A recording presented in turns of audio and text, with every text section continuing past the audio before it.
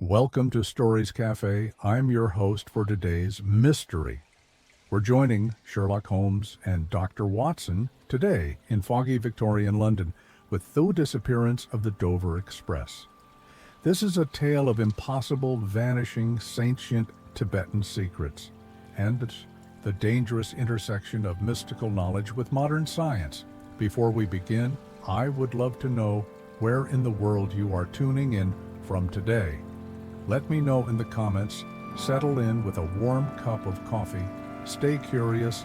Let's ease into It Sherlock Holmes and the Disappearance of the Dover Express, Chapter 1. A most unusual telegram it was in the latter part of November in that memorable year of '89, when London lay shrouded in a thick yellow fog that had persisted for the better part of a week. The gaslights along Baker Street shone as mere orbs of dull orange through the murk, and the chill that permeated our sitting room seemed impervious to the cold fire that crackled in the grate. My friend Sherlock Holmes sat hunched in his armchair, his thin fingers steepled beneath his chin, his attention wholly absorbed by a chemical treatise which lay open upon his knees.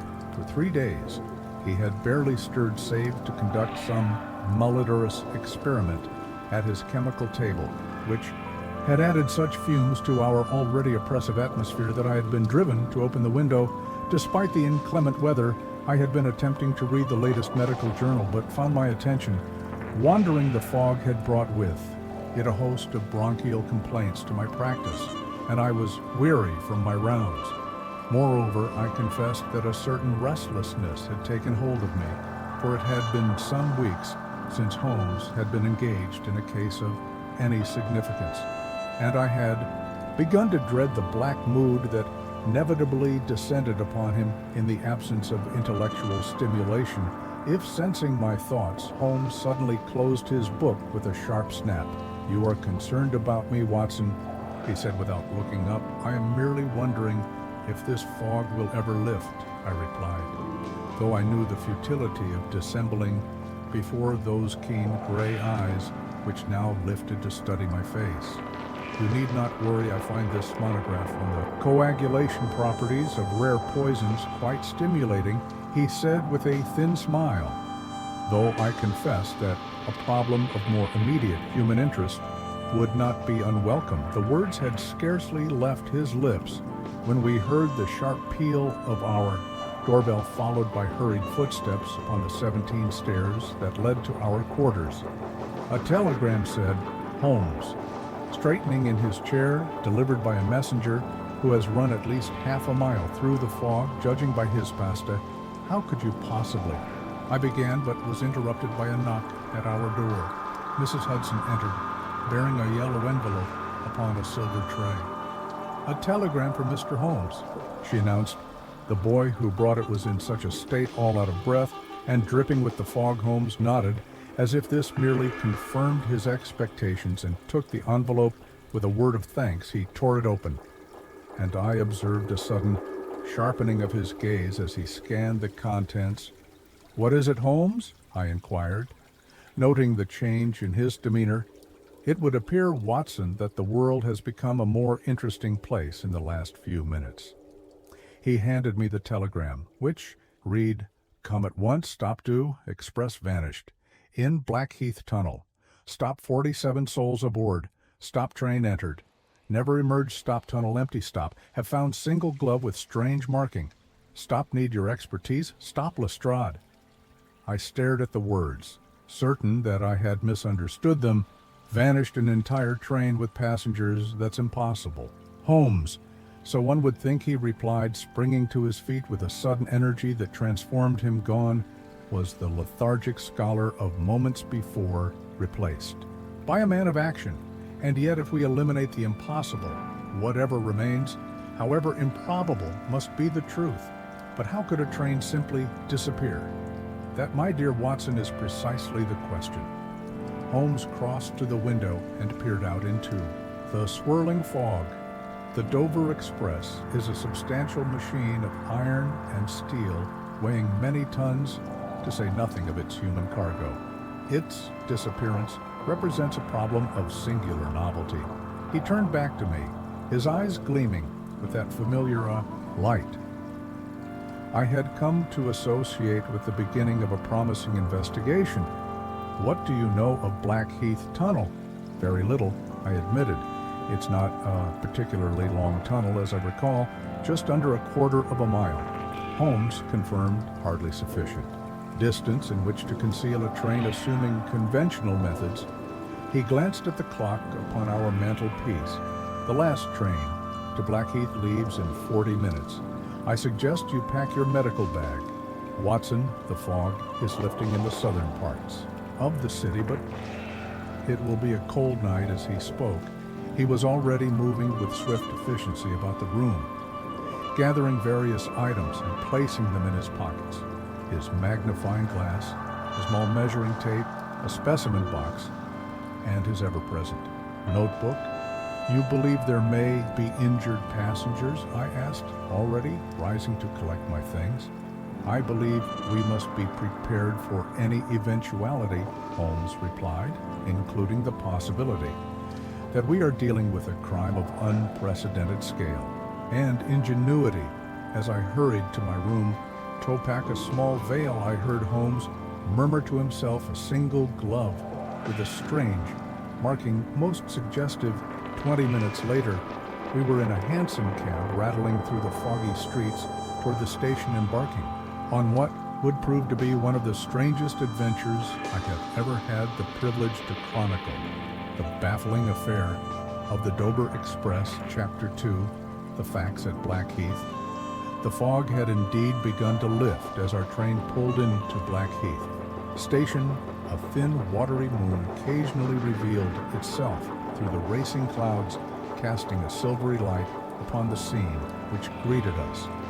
The small station was uncommonly busy for the late hour, with railway officials in their dark uniforms gathered in small groups, speaking in hushed tones, while a contingent of police constables moved purposefully about the platform. Inspector Lestrade detached himself from a knot of officials as we descended from our compartment. The Scotland Yard detective's ferret-like face appeared more pinched than usual, with dark circles beneath his eyes, suggesting he had been without sleep since the strange occurrence. "Mr. Holmes." "Dr. Watson, I cannot express my relief at seeing you." "Bomba," said Lestrade, pumping Holmes's hand with uncharacteristic vigor. "We are utterly confounded." "So your telegram suggested," replied Holmes coolly. "But pray let us have the facts in their proper order before we speculate further." Lestrade nodded and led us toward the mouth of the tunnel, which gaped like a great black moor at the edge of the station. The Dover Express departed from Charing Cross at precisely 8:42 this evening, with 41 passengers and 6 crew. The train was observed by the signalman, William Groves, to enter this tunnel at 9:17. It was due to emerge and pass the signal box on the far side at approximately 919, where it would have been seen by the second signalman, Henry Taft. And yet it did not, he interjected Holmes, his keen eyes already examining the tunnel entrance, where several constables with lanterns were visible just within. Precisely. Mr. Holmes, Taft, growing concerned, after several minutes, sent a telegraph to this station. The station master immediately dispatched men to investigate, thinking there had been a derailment or some other accident within the tunnel, and they found nothing. I said, "Not a bolt nor a splinter," confirmed Lestrade. Grimly, we have had men searching the entire length of the tunnel for hours. Now there are no side passages, no hidden tracks, nothing but solid brick walls, the rails and the gravel bed between them. Holmes had moved to the tunnel entrance, where he dropped to one knee, examining the rails with his magnifying glass. The beam of his dark lantern played over the polished steel surfaces, which gleamed dully in its light. "Has anyone traversed these rails since the incident?" he asked sharply.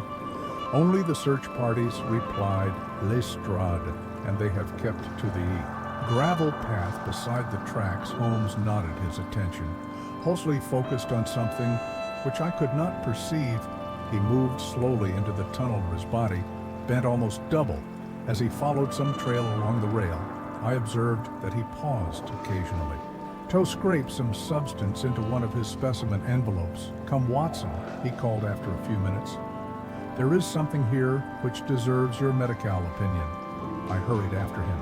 Lestrade at my heels, some 50 yards into the tunnel. Holmes's lantern illuminated a series of faint marks upon the brick wall. To my eye, they appeared to be nothing more than the ordinary smoke stains one would expect in a railway tunnel. But Holmes regarded them with intense interest. "What do you make of these scrape marks, Watson?" he asked, directing the light to reveal what indeed proved to be a series of parallel scratches upon the SI bricks, approximately the height of a man's shoulder. "They appear recent," I ventured, noting the fresh brick dust visible in the fire. "Lantern light made by some metal object drawn forcefully against the wall." "Exactly so," "These chum," said Holmes with approval, and observed their regular pattern, evenly spaced, extending for nearly 6 feet along the wall and precisely parallel to the ground. "Most curious," Holmes continued his examination, moving further into the tunnel with Lestrade, and myself following. The inspector clearly shared my bewilderment, but had learned from experience not to interrupt Holmes in his observations. After we had proceeded some distance, Holmes abruptly straightened up. "The glove, Lestrade, you mentioned a glove." With some unusual marking, the inspector produced an evidence pouch from his coat pocket. "Found it just here," he said, indicating a spot near the center of the tunnel. "A gentleman's glove, right hand, expensive quality, not the sort of thing one would expect to find discarded in a railway tunnel." Holmes took the pouch and carefully extracted a fine leather glove. Of dark brown kid it was indeed, of excellent quality, with a subtle monogram on the inner wrist. But what caught my attention, and clearly that of Holmes as well, was a symbol which had been carefully stitched into the back of the glove, in silk thread of a deep crimson color.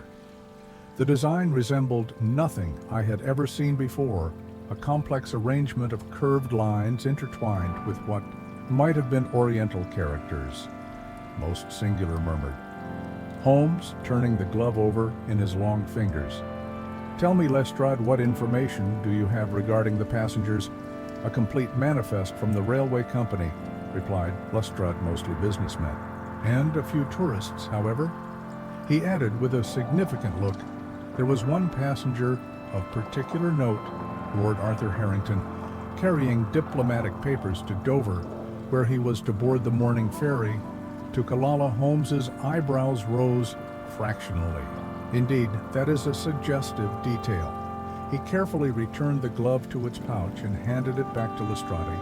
"Shall need to examine the full passenger list, and I wish to interview both signalmen as well as anyone else who might have observed the train this evening." As we turned to leave the tunnel, a young constable came running toward us, his face flushed with excitement. "Inspector Lestrade, sir, there's a boy here says he saw something strange by the tunnel last night. A sort of blue glow," he says. I noticed a sudden sharpening of Holmes's expression at these words. "Bring him to us immediately," he commanded, with an authority that the constable obeyed without question. Despite it coming from a civilian, "A blue glow, Watson," Holmes murmured as we walked back toward the station. "Combined with these unusual scrape marks and this Eastern symbol, the affair grows more interesting by the moment. Surely you don't believe the train has truly vanished?" "Geeks?" I asked incredulously. Holmes's gray eyes held a glint that I knew well, the look of a hunting hound that has caught a promising scent. "I believe, my dear fellow, that we are dealing with a mystery worthy of our complete attention. The game is afoot." Chapter 3. The curious case of Mr. Finch the following morning found us in a small cramped office at the railway company's headquarters in London, where Holmes was meticulously examining the passenger manifest of the vanished Dover Express. The events at Blackheath had continued well into the early hours, with Holmes interviewing the boy who had witnessed the strange blue illumination. a sharp-eyed lad of 12 named Timothy Burrows, who delivered newspapers in the vicinity of the tunnel, it weren't like. "Regular light, sir?" The boy had told us, his small face earnest in the lamplight. More like St. Elmo's fire, as my grandfather calls it, the kind that sailors see on the masts during a storm. All shimmery and blue. It was coming from inside the tunnel 3 nights ago. This testimony, combined with our examination of the tunnel, had convinced Holmes that we should return to London immediately to pursue the identities of the passengers more thoroughly now, as I watched Holmes suddenly straighten from his hunched position over the papers, a gleam of satisfaction in his gray eyes. "Watson, observe this peculiarity," he said, indicating a line on the passenger manifest. "Mr. Arthur Finch ticket purchased for the full journey to Dover, yet his name does not appear on the list of missing persons provided by Inspector Lestrade. I examined the document. Perhaps he missed the train. I suggested the ticket was collected by the conductor according to this report." Holmes replied, tapping another paper. "No, Mr. Finch boarded that train, but is not among those reported missing. That suggests either an oversight in Lestrade's investigation, which, despite my frequent criticism of the good inspector's methods, I think unlikely in this case, or something far more interesting." "You believe this Finch may be connected to the train's disappearance? It is a lead worth pursuing," Holmes replied, carefully copying the address listed for Finch into his notebook. "Let us pay a visit to 14 Dorset Street and see what we might learn of the elusive Mr. Finch." An hour later, our hansom deposited us before a narrow brick house in a respectable but unremarkable neighborhood. The curtains were drawn across all windows, and there was a general air of abandonment about the place that was immediately apparent. Holmes rapped sharply on the door, but, as expected, there was no answer.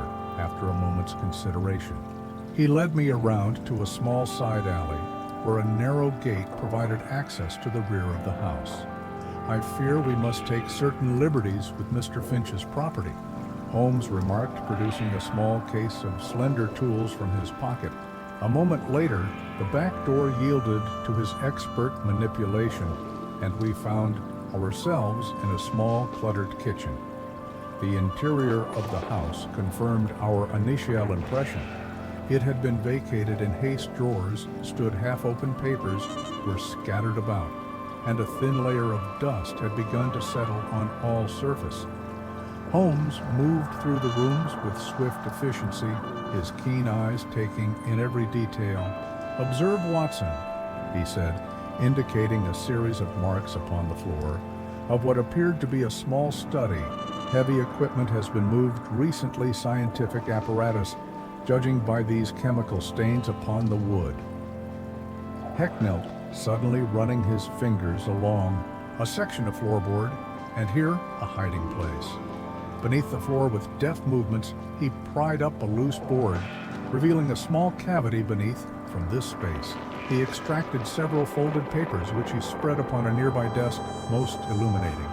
He murmured, examining what appeared to be technical drawings of an unusual mechanical device. The diagrams were intricate and covered with annotations in a cramped, precise hand. I could make little sense of them, though certain components resembled electrical apparatus I had seen in scientific journals. "Can you decipher these, Holmes?" I asked. "Only partially at present." He admitted the principles employed here are highly advanced. "But see this notation here, Blackheath configuration, and these calculations regarding tunnel dimensions. Our Mr. Finch had a specific interest in that very tunnel." As Holmes continued his examination, I conducted my own search of the room and discovered thrust halfway beneath a bookcase, as if hastily hidden, the charred remains of a letter. I carefully extracted it and brought it to Holmes's attention. "Well done, Watson," he said delicately, unfolding the partially burned paper.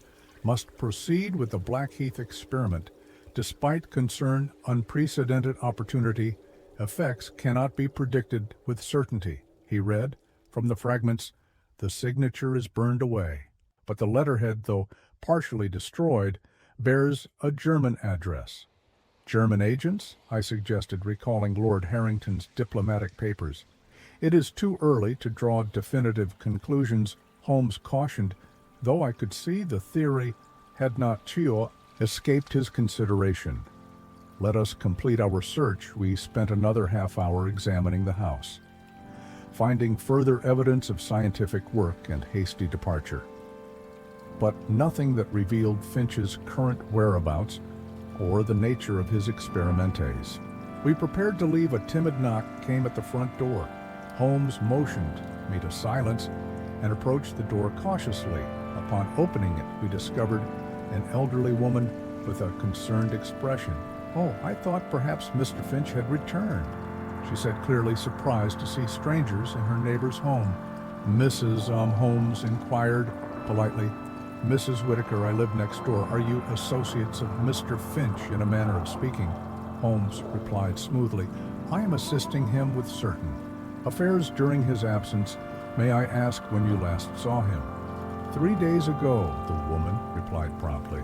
"He left in quite a hurry, just after those foreign gentlemen visited him again." Holmes's eyebrows rose fractionally.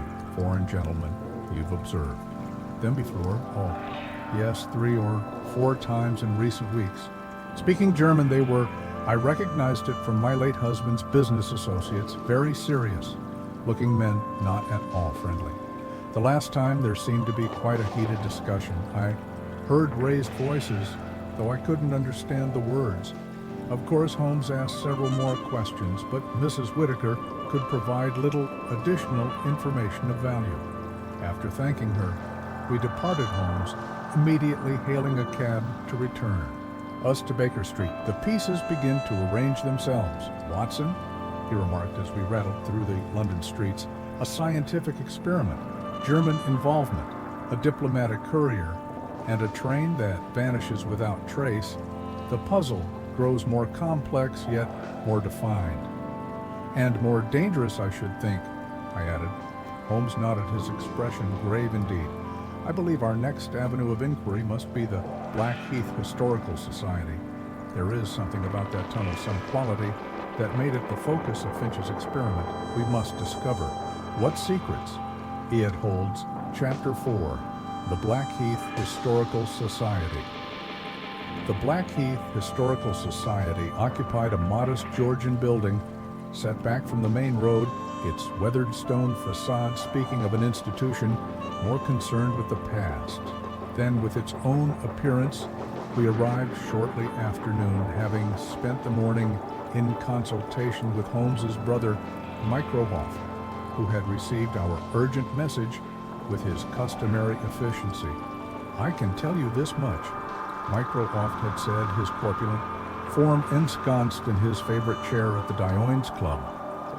Lord Harrington was indeed carrying sensitive documents detailing our naval deployments in the Mediterranean. If these papers were to fall into the wrong hands, particularly German hands, the consequences could be most severe. Holmes had nodded thoughtfully. "Then we must consider the possibility that the train's disappearance was engineered specifically to intercept these documents. A rather excessive method, wouldn't you say?" Mycroft had replied, with a raised eyebrow. "To make an entire train vanish for the sake of one diplomatic pouch, unless Holmes had counted that itself was the subject of the experiment, with Lord Harrington's presence merely providing an opportunist case.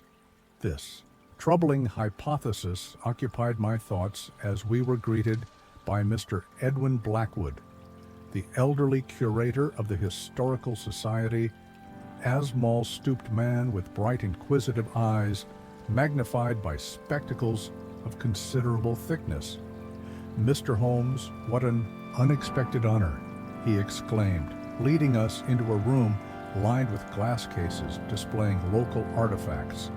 "I've followed your cases with great interest in Dr. Watson's accounts. How may the Society be of service? We are investigating a matter connected to Blackheath Tunnel." Holmes replied specifically, I am interested in the history of the land upon which it was built. If the curator found this request unusual, he gave no sign. You've come to the right place, sir. The Society holds the most comprehensive records of Blackheath's history. The tunnel you say completed in 1873, part of the rail expansion by the Southeastern Railway Company. But the land itself has a far more ancient history. He led us to a small library at the rear of the building, where he selected several bound volumes and unfolded a yellowed map across a large oak table. This area, he said, placing a gnarled finger upon the spot where the tunnel now ran, was once the property of a most curious organization, the Brotherhood of the Eastern Star. Called themselves, founded in the 1600s, they were an esoteric order dedicated to the study of ancient wisdom from the Orient. Holmes leaned forward with sudden interest. What became of this brotherhood, disbanded, or more accurately driven out? Around 1705. Blackwood replied there were unsavory rumors, allegations of forbidden practices, dark rituals. Local authorities seized their property, and the members scattered. Some, it was said, returned to Tibet, where the order had originated. Tibet, I murmured, recalling the strange Eastern symbol on the glove. Indeed, Dr. Watson, the Brotherhood, claimed to possess knowledge brought from Tibetan monasteries, secret sciences unknown to European scholarship. He pulled a thin volume bound in faded red leather from this shelf. This contains what little we know of their practices. It includes accounts of villagers who claim to have witnessed members of the Brotherhood causing objects to vanish before their eyes, conjurers' tricks. No doubt I offered, perhaps, said Blackwood, his eyes twinkling behind his spectacles. Though some accounts are difficult to dismiss so easily, there is, for instance, the case of Thomas Wolsey, not the cardinal, but a local landowner of the same name, who, in 1704, accused the Brotherhood of making his prize stallion disappear from a locked stable. A week later, the horse reappeared in the same stable, apparently unharmed but bearing a strange brand upon its flank that matched the Brotherhood symbol. Holmes carefully examined the illustration. In the book, a complex arrangement of curved lines with oriental characters that bore a striking resemblance to the emblem on the glove found in the tunnel. Are there other accounts of disappearances associated with this Brotherhood? Holmes inquired. Several confirmed Blackwood warming to his subject, most notably in 1698, when a merchant and his wagon were said to have vanished while passing the Brotherhood's grounds, only to reappear 3 days later, with the merchant claiming he had been gone but moments. I saw Holmes's eyes narrow, lightly the telltale sign that some significant connection had formed in his mind. Mr. Blackwood, do you have any record of recent inquiries about the Brotherhood or the land where the tunnel now stands? The curator considered the question. As a matter of fact, yes. A gentleman visited perhaps 2 months ago, most interested in the same history we've been discussing. He examined these very documents for several hours and made extensive notes. Would this gentleman's name happen to be Arthur Finch? Holmes asked quietly. Blackwood's eyebrows rose in surprise. Why, yes, he introduced himself as a scholar of occult history. Do you know him? We have a passing acquaintance with his work. Holmes replied enigmatically. Did he show particular interest in any specific aspect of the Brotherhood's history? He was most concerned with the precise location of their property in relation to the modern tunnel and with accounts of their supposed abilities to make objects vanish and reappear. He also inquired about any artifacts or relics that might have survived. And are there such artifacts? Blackwood hesitated. There is one item, though. It's not generally displayed. A moment. Please, he disappeared into a back room, returning with a small wooden box. Opening it carefully, he revealed a piece of dark stone, roughly the size of a chess piece, with an unusual crystalline structure that caught the light in a manner I had never before observed. This was allegedly used in their ceremonies. Blackwood explained analysis in recent years suggests it may be a type of mineral not native to England, possibly of Himalayan origin. Holmes studied the stone without touching it. Most interesting, Mr. Blackwood. You have been exceedingly helpful as we prepared to depart. I noticed Holmes slip one of the smaller historical volumes into his pocket, having first placed several coins on fee table, significantly more than the book's value. Blackwood either did not notice or chose not to comment. Our return to our lodgings at the village in near Blackhay was conducted in thoughtful silence, Holmes clearly deep in contemplation of the day's discoveries upon entering our rooms. However, it became immediately apparent that something was amiss. Whether? Watson Holmes whispered, his hand moving to the revolver in his pocket. He made a quick but thorough examination of the two rooms we had engaged, finally motioning me to enter. Someone has searched our belongings, he said quietly, indicating the subtle signs that would have escaped any eye less keen than his own, most thoroughly yet with care to avoid obvious disturbance.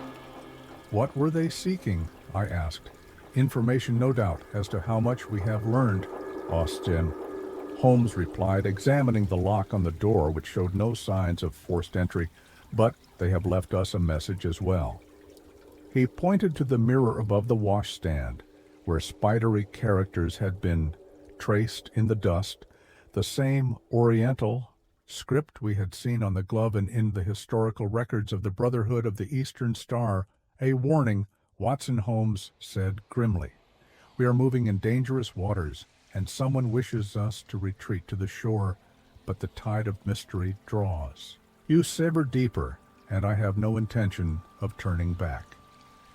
Chapter 5, The Foreign Connection. The morning following our discovery of the mysterious warning found us aboard a train bound for Portsmouth. Holmes had spent much of the night examining the papers we had recovered from Finch's residence, and as the first light of dawn crept through our inn window, he had announced his conclusion.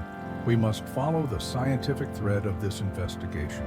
Watson, he had declared, folding the technical drawings with precision. These notations indicate that Finch consulted with a Dr. Heinrich Wiefber, formerly of the University of Heidelberg, now residing in Portsmouth. The mathematical calculations here bear his distinctive methodology. I am familiar with his monograph on electromagnetic theory. As our carriage rattled southward through the Hampshire countryside, Holmes sat in contemplative silence, his lean figure huddled in his traveling coat, gray eyes fixed upon the passing landscape, though I doubted he truly saw it. His mind, I knew, was whirling through the facts of our case, assembling them into patterns invisible to ordinary perception. What I cannot yet determine, he said suddenly, breaking his long silences, whether Finch was the architect of this affair or merely a pawn in a larger game. The German connection suggests the latter, particularly in light of Lord Harrington's diplomatic papers. You believe German agents engineered the train's disappearance to capture those documents? I asked. Holmes steepled his fingers beneath his chin, a characteristic gesture when he was arranging his thoughts. It seems an unnecessarily elaborate method for espionage, yet the evidence points increasingly in that direction. The question that most perplexes me is the method employed. How does one make a railway train vanish without trace? The remainder of our journey passed in contemplation of this seemingly impossible question upon our arrival in Portsmouth. Holmes consulted a small notebook containing addresses he had extracted from Finch's papers, and we soon found ourselves approaching a modest cottage on the outskirts of the naval town, set apart from its neighbors and surrounded by a neglected garden. Dr. Weber may be reluctant to speak with us. Holmes warned as we approached the door, "Be prepared for initial resistance." His prediction proved accurate. The man who answered our knock was thin and stooped, with the stained fingers and distracted air of a dedicated scientist, his initial response to Holmes's introduction was one of unmistakable alarm. "I have nothing to say to you," he declared in heavily accented English, attempting to close the door, which Holmes prevented with a strategically placed foot. "Dr. Weber, we are not here to cause you difficulty," Holmes said calmly. "We merely seek information about your colleague, Arthur Finch." The name produced a visible reaction, a tightening around the German's eyes, a slight paling of his already sallow complexion. "I know no one by that name," insisted the tremor in his voice betraying his falsehood. "Come, sir," said Holmes with sudden sharpness. A man of science should have greater respect for observable facts. Your reaction clearly indicates familiarity with Finch. Moreover, I have seen your correspondence with him regarding certain electromagnetic experiments. For a moment seemed to teeter on the edge of decision. Then, with a sigh of resignation, he stepped back and gestured us. Inside, the interior of the cottage revealed a curious mixture of domestic comfort and scientific workshop. One entire room had been transformed into a laboratory with electrical apparatus, measuring instruments and blackboards, covered in complex equations. "I should never have become involved with Finch Weber," said, sinking into a worn armchair. "His ideas were brilliant, but dangerous. Too dangerous. When I realized what he intended, I severed our association." "And what did he intend precisely?" Holmes inquired, his tone conversational, though his attention was keen. Weber hesitated, then seemed to decide that full disclosure was his best course. Finch had discovered, or believed, he had discovered a method to alter the fundamental properties of matter through the application of specific electromagnetic fields. His theory suggested that under precise conditions involving a rare mineral compound and sufficient electrical power, solid matter could be temporarily shifted. I prompted when the scientist paused. "It is difficult to explain in layman's terms," Weber replied with the impatience common to specialists addressing the uninitiated. "Not disappeared, but transitioned to a state where it no longer interacts with ordinary matter, as if occupying the same space but in a different dimension, if you will. And this mineral compound," Holmes said quietly, "would it happen to be of Tibetan origin?" Weber's head jerked up. In surprise, "How could you possibly know that?" "Yes, Finch obtained samples from Aprovet, collector materials supposedly brought back from a Himalayan expedition. He claimed ancient Tibetan texts described a substance with precisely the properties his theory required, which would explain his interest in the Brotherhood of the Eastern Star." I murmured to Holmes, "Indeed. Watson," he replied before turning back to Weber, "Doctor, was Finch working alone in these experiments, or did he have sponsors?" Weber's gaze dropped to his hands. "There were others involved. German nationals, I believed initially. They were fellow scientists, but later suspected they were agents of my government. They provided funding and equipment, but also direction. They wished to weaponize his discovery." Holmes stated flatly. Weber nodded miserably. "The military applications were obvious imagined troops or artillery that could vanish and reappear, or ships that could pass undetected through blockades. When I realized their intentions, I withdrew my support." But Finch continued. He was obsessed with proving his theory correct regardless of the consequences, and the Blackheath Tunnel experiment, Holmes pressed. What was its purpose? A full-scale test. Weber whispered, his face ashen. The tunnel's particular geological composition made it ideal. Certain iron auras in the surrounding soil would amplify the electromagnetic effect. Finch had calculated that with sufficient power, he could shift an entire train temporarily out of our reality. A heavy silence followed this extraordinary statement. Finally, Holmes spoke. "Where is Finch now?" "I do not know," Weber replied, and I believed him. After our disagreement, we ceased communication, but I fear he broke off, glancing anxiously at the window. Holmes followed his gaze. "You are being watched," he stated.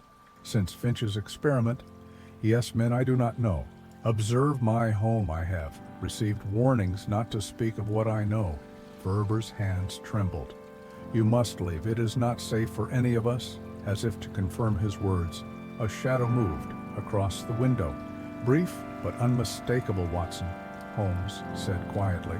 "I believe it is time for us to depart, though perhaps not by the front door we left through a rear garden gate." Holmes leading us through a series of narrow alleyways until we emerged on a busy thoroughfare some distance from Weber's cottage. Even then, Holmes's vigilance did not waver, and at his insistence, we doubled back several times to ensure we were not followed. "We are dealing with dangerous adversaries." "Watson," he said, as we finally made our way toward the station men who would go to extraordinary lengths to protect their secret. As we turned a corner into the street leading to the railway station, I caught sight of a figure in a dark coat, observing us from beneath the shadow of a shop. Winning Holmes had seen him too, for his pace quickened. "Do not look back, Watson, but prepare to run when I give the word." He murmured our conversation with the good doctor has not gone unnoticed. Chapter 6. The Tibet Expedition. The pursuit through the Portsmouth docks that followed our encounter with Dr. Weber was an affair his hall not soon forget. Holmes led our flight with the unerring instinct of a man intimately familiar with the geography of England's port cities, darting through warehouses and shipping offices until we finally eluded our pursuers by boarding a small coastal steamer bound for Southampton. From there, we returned to London by an indirect route that Holmes insisted upon taking particular care. That we were not observed, our adversaries are both determined and resourceful, Holmes remarked as we finally settled into our familiar quarters at Baker Street late. That evening, the fact that they had Weber under surveillance suggests they are monitoring all potential sources of information about Finch's experiment. But what do we do now? I inquired, still somewhat winded from our exertions. We know how the train might have disappeared, but not where it is, nor how to recover it. Holmes stretched his long legs toward the fire that Mrs. Hudson had thoughtfully lit in our absence. We must pursue the origin of this extraordinary mineral that forms the foundation of Finch's experiment. Weber mentioned it came from a Himalayan expedition. I suspect we shall find the connection we need in the person of Sir Richard Clelt. The explorer, I thought he had become something of a recluse after his return from Tibet, precisely Watson, and what might cause a renowned explorer, formerly known for his gregarious lectures and scholarly publications, to withdraw from society perhaps. An experience or a discovery that he could neither explain nor share. The following morning found us journeying northward to Derbyshire, where Sir Richard had retired to his family estate. As our train wound through the rolling countryside, Holmes shared what he had learned through telegrams exchanged with various contacts during the night. The British expedition to Tibet 5 years ago was officially sanctioned for geographical and botanical research, he explained. Butrymer suggests they ventured into regions forbidden even to local inhabitants. 3 members of the original party died, under circumstances that were never fully explained. Sir Richard, the leader, returned profoundly changed. Clement Hall stood in splendid isolation amidst the Derbyshire moorland, its gray stone walls and ivy-covered towers projecting an air of ancient dignity. Our reception, however, was far from welcoming. The austere butler, who answered our knock, informed us that Sir Richard received no visitors and suggested with the eye particular disdain that only an English servant can convey that we return to the village inn and send our request by post. Pray inform Sir Richard Holmes replied smoothly that we have come to discuss the Brotherhood of the Eastern Star and their knowledge of dimensional transition. This extraordinary message produced the desired effect after a brief disappearance. The butler returned, his demeanor noticeably altered, and led us through dim corridors to a library where a fire blazed. Despite the mild spring weather, the man who rose from behind a massive desk bore little resemblance to the robust explorer whose photograph had appeared in the illustrated papers. Sir Richard Clement was gaunt, his once powerful frame diminished, with prematurely whitened hair and thirstless eyes of one who has witnessed things beyond ordinary comprehension. You are either exceptionally well-informed or exceptionally foolhardy to speak of such matters, he said, without preamble. How do you know the Brotherhood? Holmes explained our investigation with brisk efficiency, outlining the train's disappearance and the connections we had uncovered. Sir Richard listened in silence, his expression growing increasingly troubled. I had feared something like this might occur, he said, when Holmes had finished, when specimens from our expedition began disappearing from secure storage at the British Museum. I suspected someone had discovered their true nature. I should have destroyed them all upon our return. Then the mineral described by Dr. Weber is indeed real, Holmes said. Sir Richard moved to a cabinet, unlocking it with a key he wore around his neck from within. He withdrew a small wooden box nearly identical to the one we had seen at the Blackheath Historical Society. Inside lay a piece of the same darkly gleaming stone. The local name translates roughly as Gateway Stone. Sir Richard explained, in a remote monastery near the Tibetan plateau. We discovered ancient texts describing its properties. The monks warned us against taking samples, claiming the stone was sacred and dangerous. But you did so anyway. Ja, baked. I observed. Science demanded it, he replied. Without meeting my eyes, the text described phenomena that defied conventional understanding: objects passing through solid matter, disappearances and reappearances, temporal distortions. As men of science, we know, could not leave without investigating such claims. And what did you discover? Holmes prompted, his keen gaze fixed upon Sir Richard. The explorer's hands trembled slightly as he replaced the stone in its box. We conducted experiments crude by modern standards, but sufficient to demonstrate that the monks' claims were not mere superstition.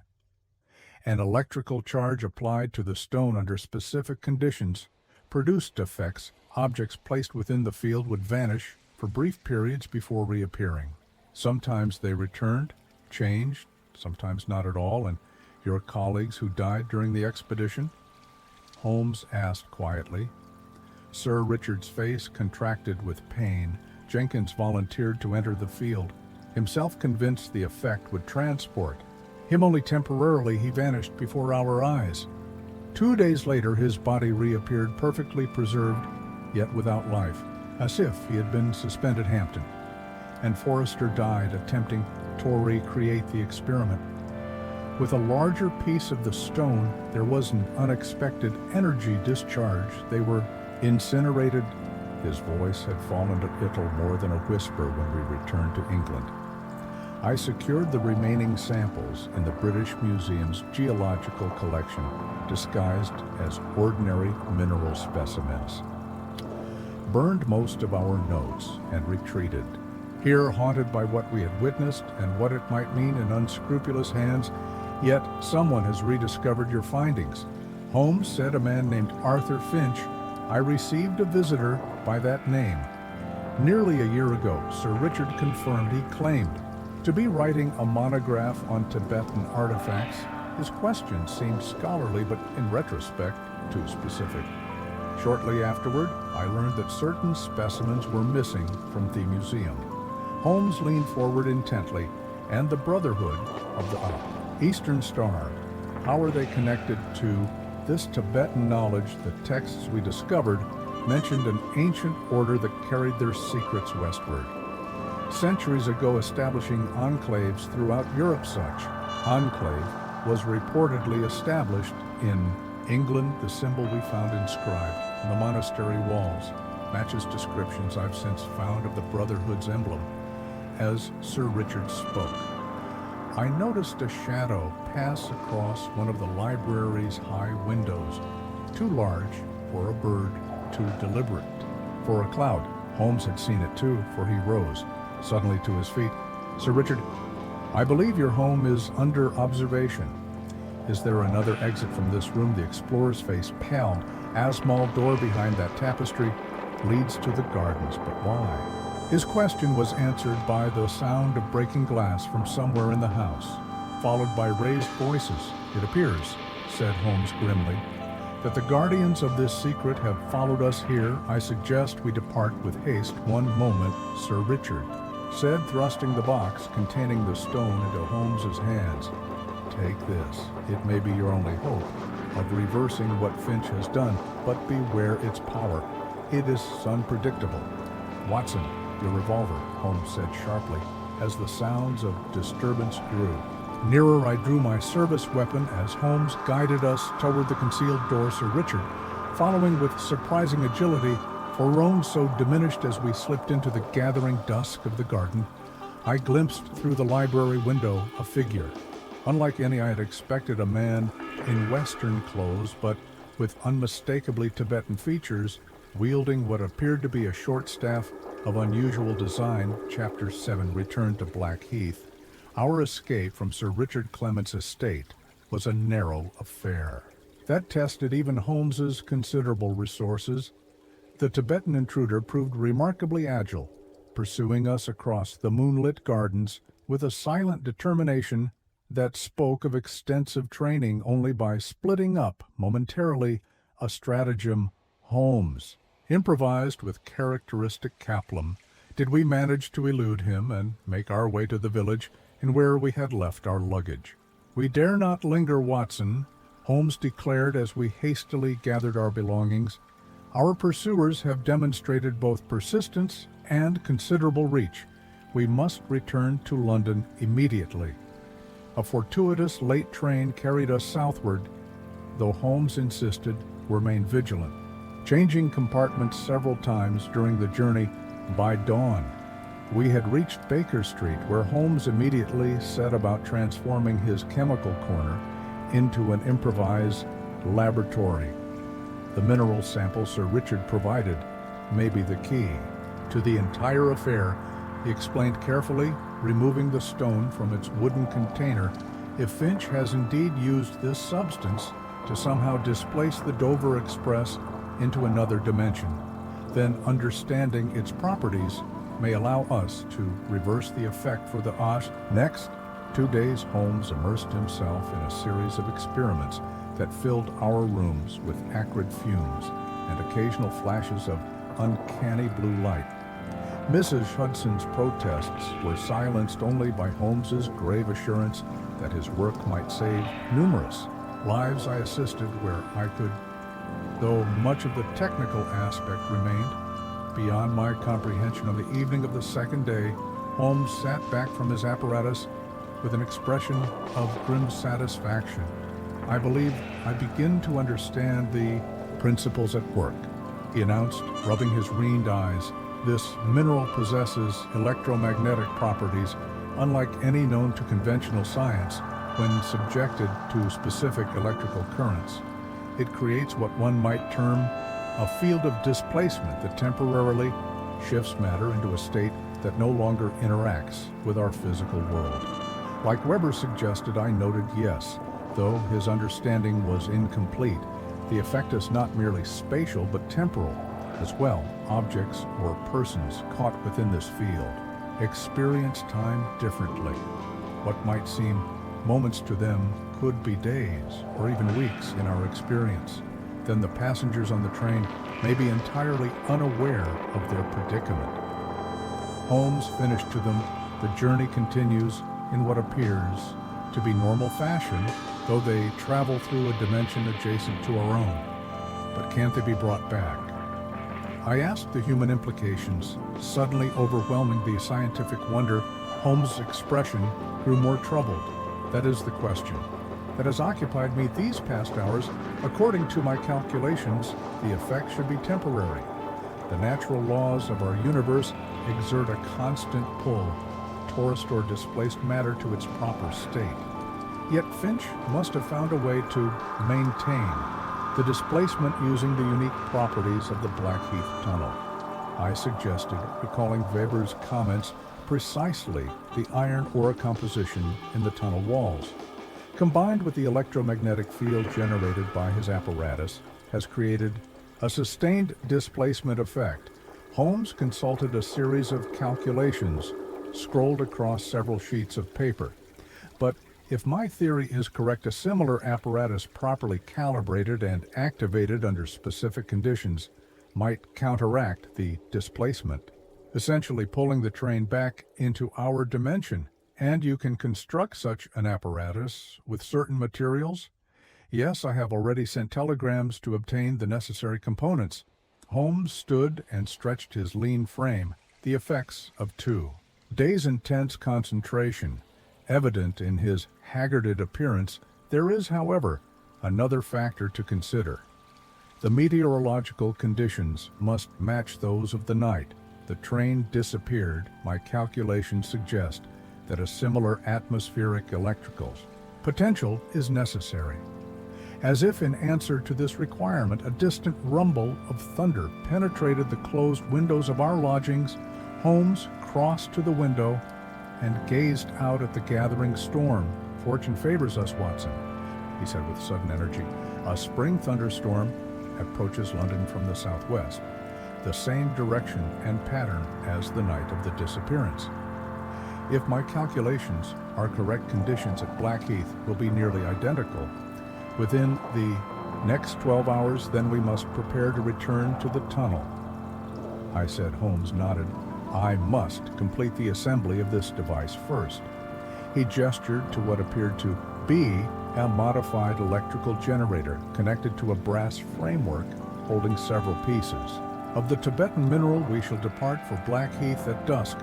As Holmes returned to his work, I took the opportunity to examine the evening papers, which still carried reports of the missing train. Public speculation had run rampant with theories. Ranging from elaborate robberies to supernatural interventions, the authorities had maintained a discreet silence.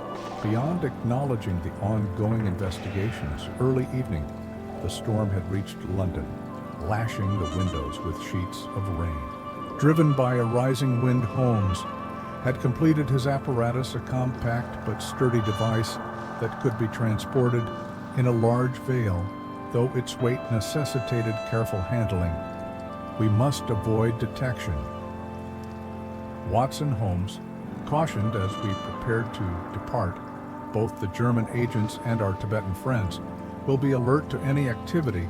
Near the tunnel, I have arranged for one of the irregulars to meet us with a maintenance key that will grant us access. Without alerting the railway authorities, we traveled by cab as far as the outskirts of Blackheath, continuing on foot through the driving rain, keeping to secluded paths that Holmes seemed to know by instinct. The darkness and the storm provided valuable cover thought. They made our progress difficult, particularly with the burden of Holmes's device. The tunnel entrance loomed before us like the moor of some great beast's brickwork, glistening in the intermittent flashes of lightning. A small figure detached itself from the shadows. One of Holmes's Baker Street irregulars, a sharp-eyed lad named Billy, who had proven his worth on previous cases. "Got the key right here, Mr. Holmes," the boy reported, producing a large iron key from beneath his sodden jacket. "Noon's been round for hours on account of the storm." Holmes rewarded him generously, sending him back to safety before we approached the service door built into the side of the tunnel entrance. The key turned with difficulty in the rusted lock, but eventually yielded, allowing us access to a narrow maintenance path that ran alongside the tracks.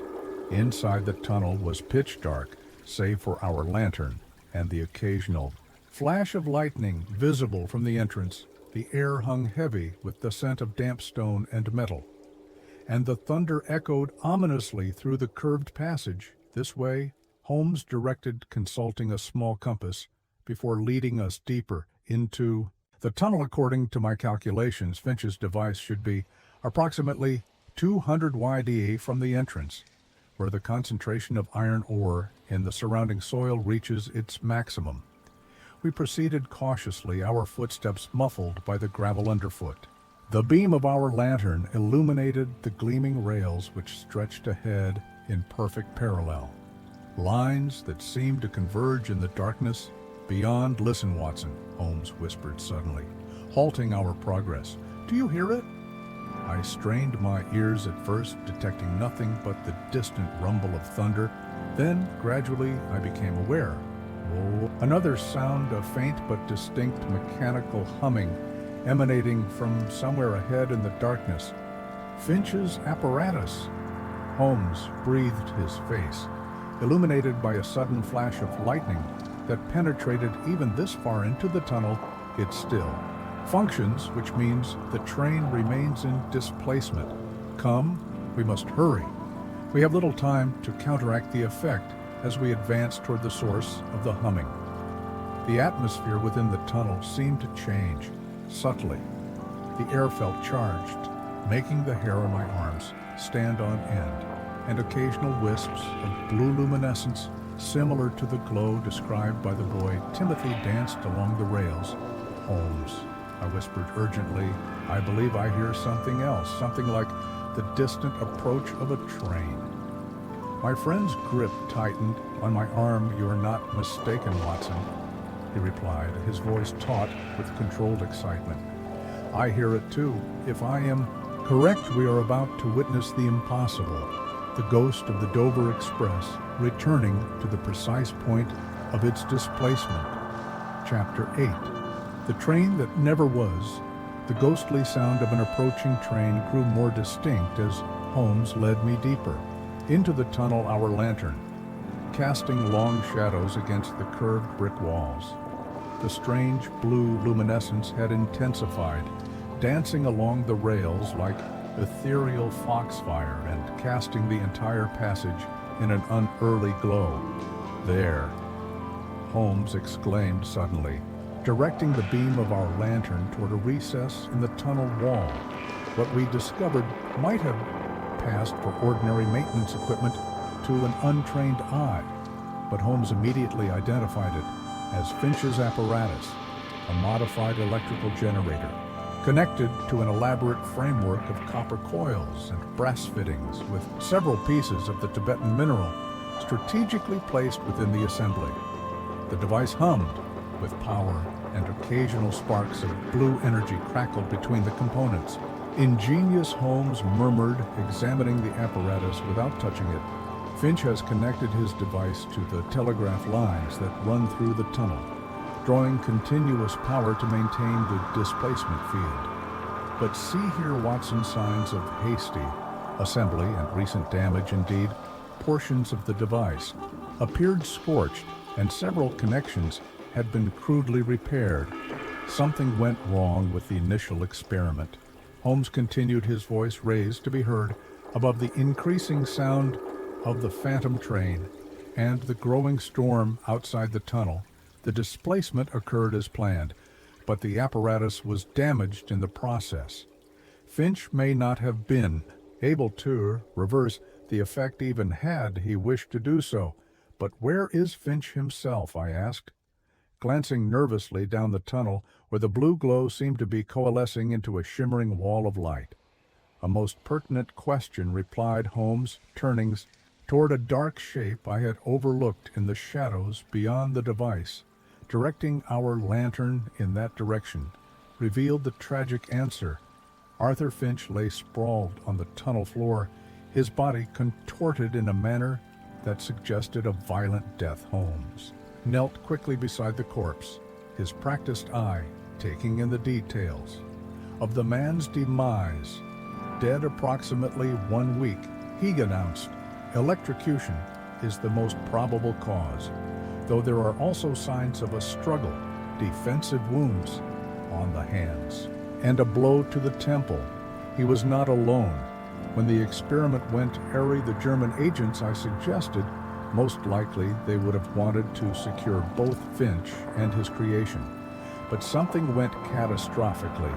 Wrong. Holmes rose and returned to the apparatus. No time for further examination. Watson, the electromagnetic conditions are intensifying, and if my calculations are correct, we have mere minutes before the displacement field reaches its peak resonance with swift, precise movements. Holmes opened his veil and withdrew his own device, setting it up directly opposite Finch's apparatus. The distant thunder now seemed continuous, reverberating through the tunnel, and I could have sworn I felt the ground trembling beneath my feet. What you are about to witness, Watson, defies conventional understanding, Holmes said as he made final adjustments to his device when activated. This apparatus will generate a counter-frequency to Finch's displacement field. The two fields should in theory cancel each other, allowing the train to revert to its natural state within our dimension. And the passengers, I asked, thinking of the 47 souls who had knowingly become part of this extraordinary experiment. If my theory is correct, they will have experienced the journey as normal, unaware that weeks have passed. In our world, Holmes straightened his finger poised above a brass switch on his device. Stand back, Watson, and be prepared for anything. The energies we are about to unleash are unpredictable. I retreated several paces, my service revolver drawn, though. Against such uncanny forces, I doubted it would prove of much use. The sound of the approaching train had reached a crescendo. Though no physical engine was yet visible, only the shimmering wall of blue energy that now filled the tunnel ahead of us. Now, Watson, Holmes cried. Throwing the switch on his device, the effect was immediate and spectacular. A blinding flash of blue-white light erupted from Holmes's apparatus, colliding with the energy field generated by Finch's device. The resulting discharge sent currents of electricity arcing across the tunnel, illuminating every brick and pebble in stark relief. I shielded my eyes against the glare, feeling a strange sensation like the momentary suspension of gravity.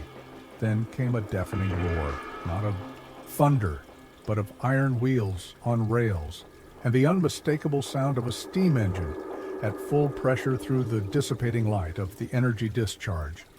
The solid form of a locomotive materialized, followed by passenger carriages, the Dover Express, appearing as if conjured from thin air, rushing through the very space where moments before there had been nothing but empty tunnel. The train slowed with a screech of brakes, as if the driver had suddenly perceived an obstacle. A head steam hissed from the engine as it ground to a halt, mere yards from where we stood for a moment. All was chaos, confused shouts from the carriages, the train crew leaping down to investigate. The unexpected stopped passengers peering anxiously from windows amidst this confusion. I observed a tall, distinguished figure leap from one of the first ass compartments and attempt to slip away into the shadows. Holmes had seen him too.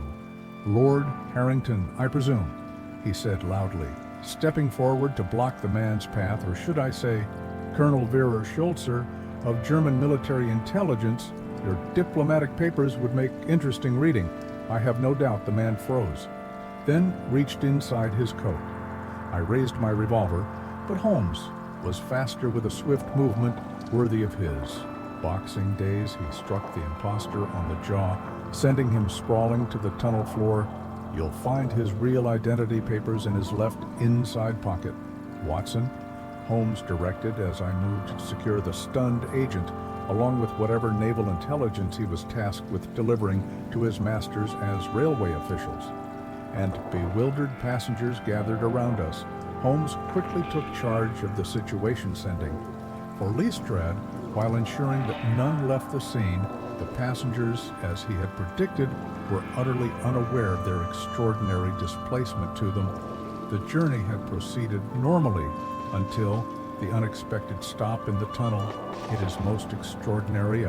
Holmes I said as we watched Lestrade's men escort the German agent away. These people have been missing for nearly 3 weeks yet. To them, no time has passed at all.